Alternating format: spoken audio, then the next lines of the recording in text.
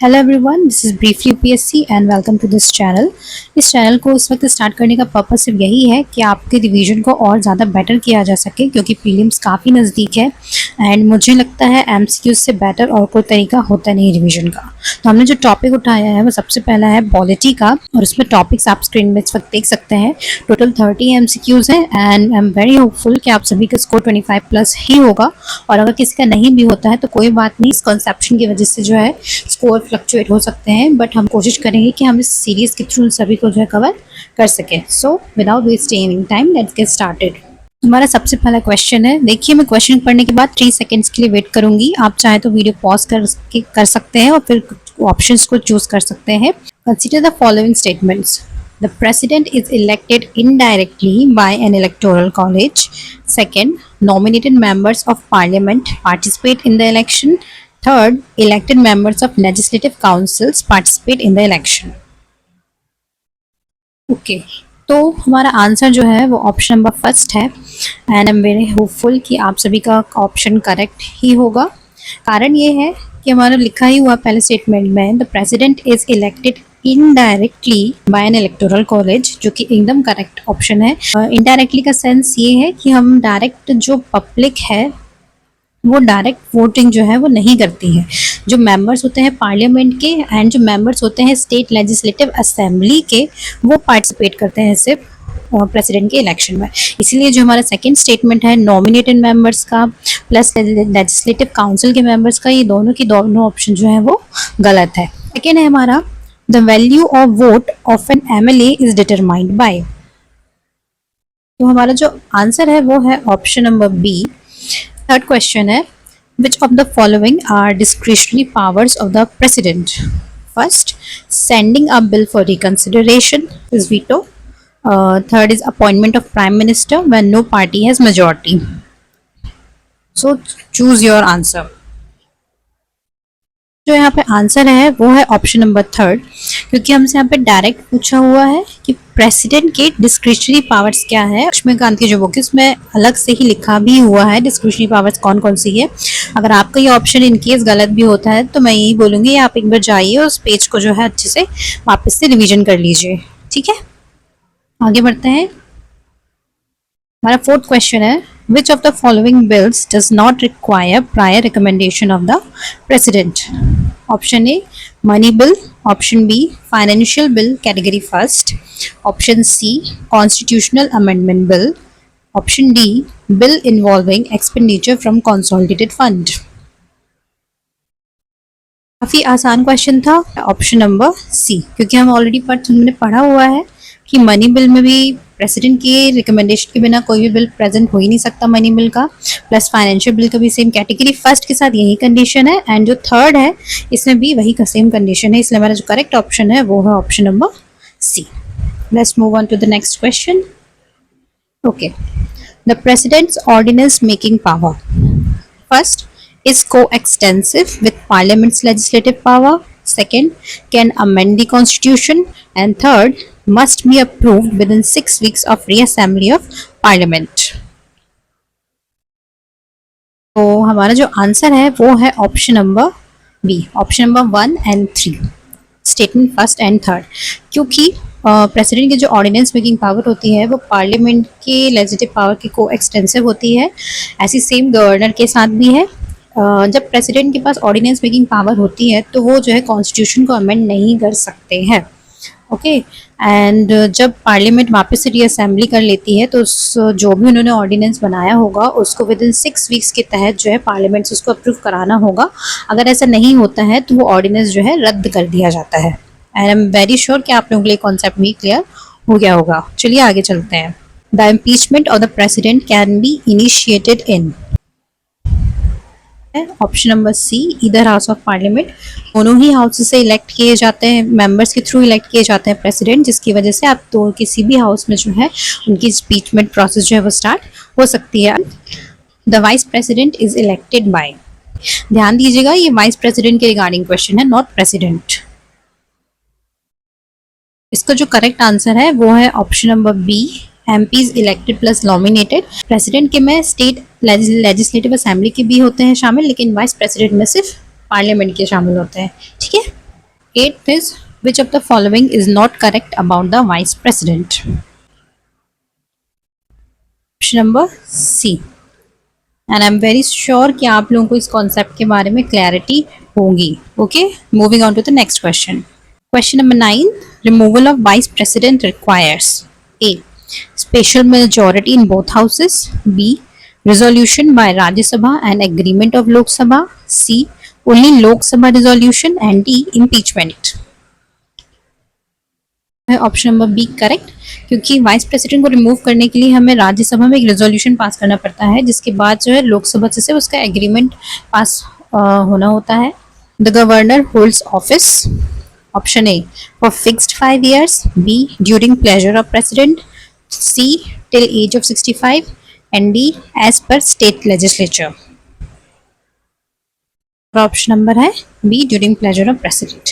एक चीज़ मैं यहाँ पे क्लियर कर दूँ कि जो एक्सप्लेनेशन वगैरह है I am keeping it very short, क्योंकि प्रीलिम्स काफ़ी क्लोज है एंड इस वक्त जो हमारा रिवीजन है उसको ज़्यादा से ज़्यादा हमको रिवाइज कर लेना है चीज़ों को, जिसकी वजह से हम अपने एक्सप्लेनेशन को शॉर्ट रख रहे हैं, इस उम्मीद में कि आपका ऑलरेडी प्रिपरेशन है और आप यहाँ पे सिर्फ एक बार फाइनल रिविजन जो है इन चीज़ों का कर रहे हैं. ओके, तो अगले क्वेश्चन की तरफ बढ़ते हैं. 11th. Which of the following are discretionary powers of governor? ध्यान देंगे, हमने अभी प्रेसिडेंट का भी कर चुके हैं, ये गवर्नर का है. First, reserving a bill for president. Second, appointment of chief minister. Third, sending report for presidents rule. Okay, तो इसका जो करेक्ट आंसर है वो है ऑप्शन नंबर डी. ये सभी की सभी जो है गवर्नर की डिस्क्रिशनरी पावर्स में आती है. Article deals with the ordinance making power of governor. Option A article 123. B article 213. C article 356. And D article 200. Option number B है article 213. On to the next question. Consider the following statements. First, governor can grant pardon in death sentence. Second, president can grant pardon in death sentence. Okay, तो हमारा जो answer है इसका B है. Governor जो है death sentence से pardon नहीं कर सकते. यहाँ पे जो लाइन लिखी हुई है आप उस पर थोड़ा गौर करें. एक छोटा सा सजेशन है, आई नो कुछ लोगों को पता होगा, अगर किसी को नहीं पता तो आई रियली होप कि उनके काम आ सके, कि जब आप पेपर सॉल्व करते हैं तो कोशिश कीजिए कुछ ऐसे जो वर्ड्स आते हैं specific words like pardon, directly, indirectly, not, उसको आप अंडरलाइन कर लिया कीजिए, जिससे आपको जो है एक माइंड में पहले बैठ जाएगा कि आपसे पूछ क्या रहा है क्वेश्चन में और स्टेटमेंट में गिवन क्या है, ताकि आपका ऑप्शन जो है गलत होने से बच जाएगा. ठीक है. Which commission recommended fixed tenure of governor? First, Sarkaria commission. B Punchhi commission. C both. D none. इसका आंसर है बोथ. दोनों ही कमिटीज ने जो है इसका रिकमेंडेशन दिया था. Next, the prime minister is A head of state, B real executive, C constitutional head, D elected directly by people. तो इसका जो आंसर है वो है real executive. Next, which of the following is not a function of prime minister? A allocation of portfolios, B chairing cabinet meetings, C dissolution of Lok Sabha independently, and D acting as link between president and council. तो इसका जो correct answer है वो है option number C.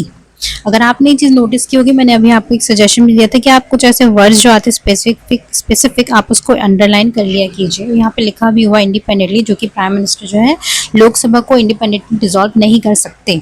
He can recommend it to the president, but वो खुद नहीं कर सकते. Prime minister must be member of Lok Sabha. Second, if not must become member of parliament within 6 months. Which is correct?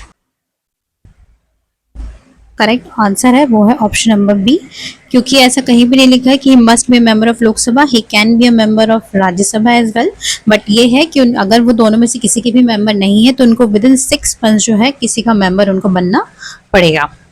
Collective responsibility means A ministers responsible to president. B ministers responsible individually. C council responsible to Lok Sabha. And D council responsible to Rajya Sabha. Option number है C. Collective responsibility का मतलब ये होता है कि they are only responsible to the Lok Sabha and not Rajya Sabha. Okay, next, The chief minister is appointed by president, governor, state legislature or prime minister. Governor appoint करते हैं उनको. 20th, which of the following is correct? CM is head of state, CM is real executive of state, governor is real executive और CM appointed by president. देखिए कुछ कुछ questions जो है मैंने बेसिक भी प्रिपेयर किए हैं ताकि आपका जो फाउंडेशनल डाटा है आपके माइंड में वो और ज़्यादा अच्छा हो सके, कोई भी डाउट आपके माइंड में ना रहे. तो कुछ कुछ क्वेश्चंस आपका सिलेंगे काफ़ी ज़्यादा बेसिक है तो मैंने इंटेंशनली ही जो है ऐड किए हुए हैं. 21st, which of the following applies to CM? First, must be MLA. Second, if not, must become within 6 months. अभी हमने सेम ऐसा ही रिपीट किया हुआ है.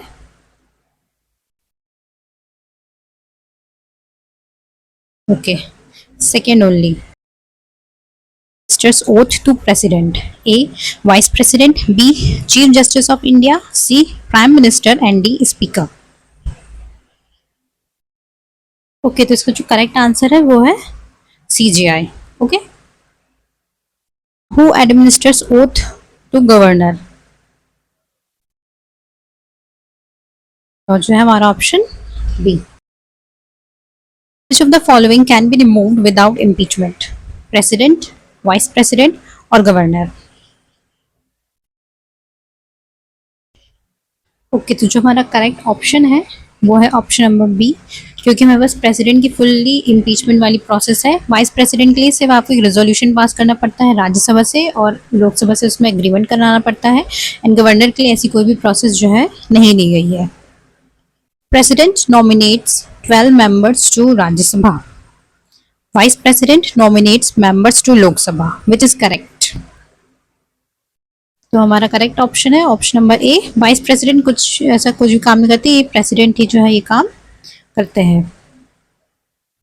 26th, which body settles disputes in presidential elections? Election Commission, Supreme Court, Parliament और Chief Justice. Okay तो ये जो मैटर जो है सुप्रीम कोर्ट सॉल्व करता है. Consider the following statements. President can declare emergency on written advice of cabinet. Second, PM alone can advise president. Which is correct? पहला ही ऑप्शन जो है उसे वही करेक्ट है, सेकंड ऑप्शन रॉन्ग है क्योंकि पीएम अलोन नहीं करते, उनकी जो कैबिनेट होती है वो भी साथ में जो है उनकी हेल्प करती है. ठीक है. The governor's report is related to Article 352, Article 356, Article 360, Article 368. तो इसका जो है आंसर आर्टिकल 356 करेक्ट है. Next 29th, which of the following is correct regarding money bill? A, can be introduced in Rajya Sabha. B, requires president recommendation. C, needs approval of both houses equally. And D, can be amended by Rajya Sabha.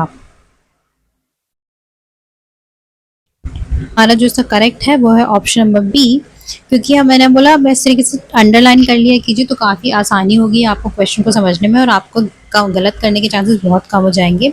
Money bill हमको पता है सिर्फ लोकसभा में introduce हो सकता है, वो भी with prior recommendation of the president. Okay, बाकी के ऑप्शंस गलत है. हमारा last question. Consider the following statements. PM can be removed by president. Second, CM can be removed by governor. Which is correct? D, none.